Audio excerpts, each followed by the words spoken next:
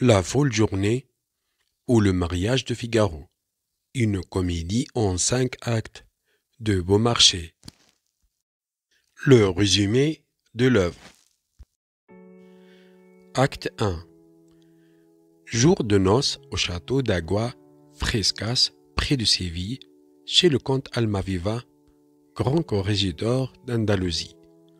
Tandis que Figaro, concierge du château, mesure la chambre nuptiale, sa fiancée Suzanne, camériste de la comtesse, lui apprend que le comte, tout en ayant officiellement aboli le droit du seigneur, veut faire d'elle sa maîtresse et a chargé Basile de la négociation.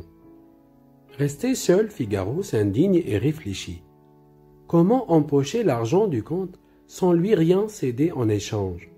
Sur croix d'embarras, la vieille Marceline, aidée de Bartholo, autre revenant du barbier, entend faire valoir auprès du comte une promesse de mariage de Figaro. Elle se querelle avec Suzanne qui se moque de ses prétentions. Surgit, fort ému, le page chérubin que le comte vient de chasser après l'avoir surpris chez Fanchette, la fille du jardinier. Mais chérubin courtise aussi Suzanne, tout en rêvant à la comtesse, sa marraine, dont il arrache à Suzanne le ruban de nuit. Ils sont surpris par le comte venu faire sa cour à la camériste. Terrifié, Chérubin se dissimule d'abord derrière un fauteuil, puis par un mouvement tournant s'y blottit sous une robe. Lorsque le comte, entendant entrer quelqu'un, lui prend sa première cachette. Ce n'est que Basile, venu jouer les entremetteurs. Mais une allusion au sentiment de Chérubin pour la comtesse provoque la colère du comte, qui se dresse brusquement, en mimant sa découverte de Chérubin chez Fanchette. Il tire sur la robe et, stupéfait, voit de nouveau apparaître le page. Il en est d'autant plus irrité que Chérubin connaît maintenant tous ses projets. Heureuse diversion. Une foule de paysans et de valets envahit la scène, conduit par la comtesse et Figaro. Celui-ci demande au comte de célébrer sur le champ l'abandon du droit du seigneur. Celle-là sollicite la grâce de son filleul. Verdict embarrassé du comte. La cérémonie aura lieu plus tard. Quant à Chérubin, il partira pour l'armée à l'autre bout de l'Espagne. Mais Figaro, discrètement, lui souffle le moyen de rester au château. Acte 2. Chez la comtesse, Suzanne informe sa maîtresse, rêveuse et amère, des faits et gestes de Chérubin et du comte. Arrive Figaro, qui expose son plan pour lui donner le change. Il a fait adresser au comte un billet anonyme, l'informant que son épouse doit rencontrer un galant le soir même. Quant à Suzanne, il faut qu'elle fixe un rendez-vous au comte, mais c'est Chérubin, déguisé, qui s'y rendra. Figaro va donc chercher le page, qui, en tenue d'officier et son brevet à la main, reste avec les deux femmes. Il chante une romance d'adieu à la comtesse aussi émue que lui, et plus encore lorsqu'elle découvre au bras du page le ruban volé, taché de sang par une blessure. Le lui reprend en feignant l'indifférence. Au même moment, le comte frappe à la porte fermée à clé. Chérubin court s'enfermer dans le cabinet de toilette, mais y fait tomber une chaise. La comtesse, plus morte que vive, prétend qu'il s'agit de Suzanne, et le mari jaloux enjoint à celle-ci évidemment son succès, de se montrer, puis il sort avec la comtesse tremblante pour chercher de quoi forcer la serrure, non sans avoir au préalable fermé à double tour la chambre, où Suzanne, par bonheur, a pu se cacher. Elle ouvre donc à Chérubin, qui saute par la fenêtre, et elle prend sa place. Retour du comte et de la comtesse, qui finit par tout avouer et par donner au comte la clé du cabinet. Stupeur.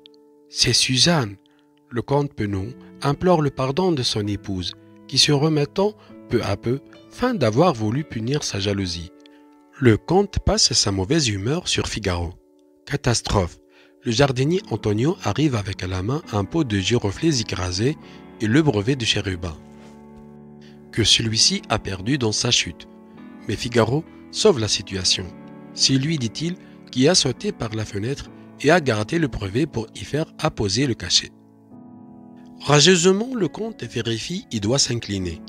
De nouveau, une foule envahit la scène, avec Marceline qui vient réclamer ses droits sur Figaro. Basile, rudoyé par le comte, est dépêché au bourg pour y chercher les gens de justice. Demeurée seule, la comtesse et Suzanne font le point. Impossible désormais d'envoyer Chérubin au rendez-vous. C'est donc la comtesse qui, sous l'apparence de Suzanne, ira elle-même. Mais on n'en dira rien à Figaro. Acte 3. La salle du trône servant de salle d'audience au grand corrégidor. Désarroi du comte, qui se sont joués de tous côtés. Il a convoqué Figaro pour tenter, du moins, de savoir s'il est au courant de son intrigue avec Suzanne. Tête à tête, aigre-doux entre les deux hommes, également sur leur garde. Figaro se moque du comte. Tirade de Godame, couplée sur la politique, qui croit néanmoins l'avoir percé à jour. Je vois qu'on lui a tout dit. Il épousera la duègne. Mais Suzanne retourne la situation en promettant au comte le rendez-vous tant espéré, en échange de quoi il déboutera Marceline. Hélas, un mot de trop de Suzanne à Figaro révèle au comte toute la manœuvre et il décide de se venger. Un bon arrêt, bien juste. En attendant, Marceline puis Figaro essaient d'exposer leur cas à Bridoison. Le juge assesseur d'Almaviva, bègue et formaliste. Le procès commence. Bartholo, promu avocat de Marceline, et Figaro ergote longuement sur les termes de la promesse de mariage. Le comte tranche enfin, en condamnant Figaro à payer Marceline ou à l'épouser. En désespoir de cause, Figaro, né de parents inconnus, se proclame gentilhomme afin d'échapper au verdict.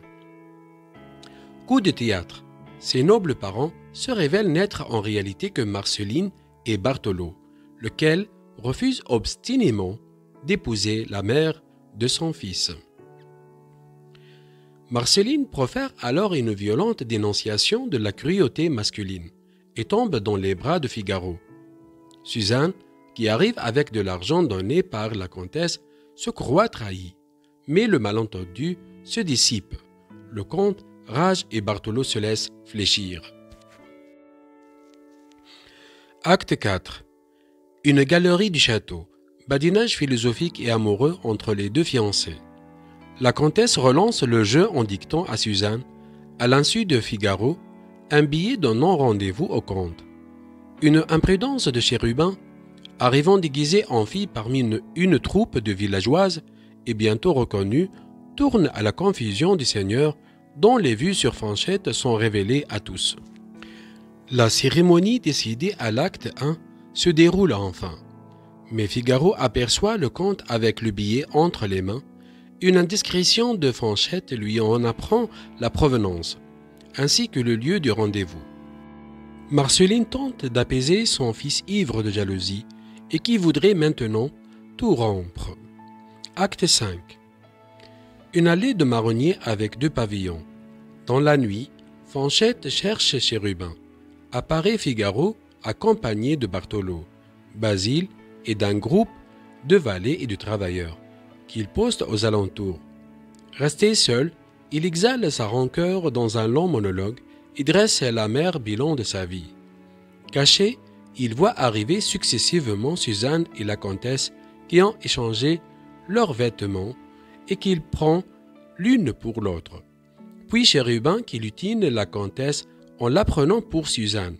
Enfin, le comte qui redécouvre les appas de sa femme en s'imaginant lui aussi qu'il fait la cour à Suzanne. Mais Figaro, furieux, trouble leur entretien. Le comte s'enfonce dans l'obscurité, la comtesse se retire de son côté et Suzanne, sous son déguisement, décide de punir Figaro de ses soupçons. Mais il la reconnaît bientôt. Reste à punir aussi le comte. Celui-ci, de retour, croit apercevoir sa femme avec Figaro. Fureur, scandale. Figaro est arrêté, Suzanne s'enfuit dans un des pavillons, lequel, sous les yeux du comte, se vide successivement de tous ses occupants. Chérubin, Fanchette, Marceline, tandis que la comtesse seule sort de l'autre pavillon. Le comte, comprenant sa bévue, implore le pardon de son épouse, et tout finit par des chansons. Je vous remercie pour votre attention et à la prochaine fois.